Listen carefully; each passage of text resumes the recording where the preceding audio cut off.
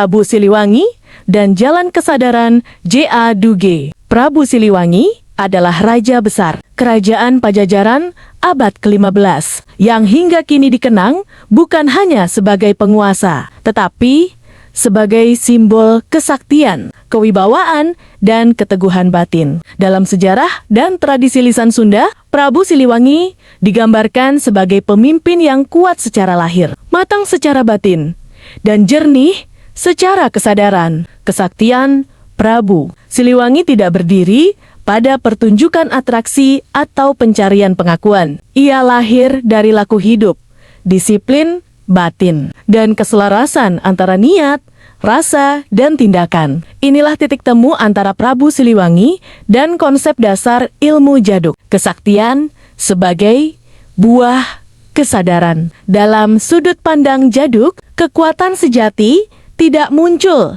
dari azimat, mantra kosong, atau sugesti sesaat. Kekuatan muncul ketika seseorang hadir penuh dalam kesadaran presence, memiliki kendali atas diri sendiri, tidak diperbudak oleh ego dan ambisi sempit. Prabu Siliwangi dikenal sebagai raja yang tidak mudah terguncang oleh provokasi, tidak mabuk kekuasaan, dan tidak menjadikan kesaktiannya sebagai alat penindasan. Ini selaras dengan prinsip jaduk. Semakin tinggi kesadaran, semakin stabil kekuatan. Makna menghilang. Prabu Siliwangi. Legenda menyebutkan Prabu Siliwangi tidak wafat secara biasa, melainkan moksa atau ngahiang. Dalam perspektif jaduk, kisah ini tidak harus dimaknai harfiah sebagai keajaiban fisik, tetapi sebagai simbol tingkat kesadaran tinggi. Ia tidak melekat pada jabatan, tubuh, atau ego duniawi. Ketika waktunya selesai, ia melepas semua identitas, kembali pada kesadaran murni. Inilah puncak laku jaduk.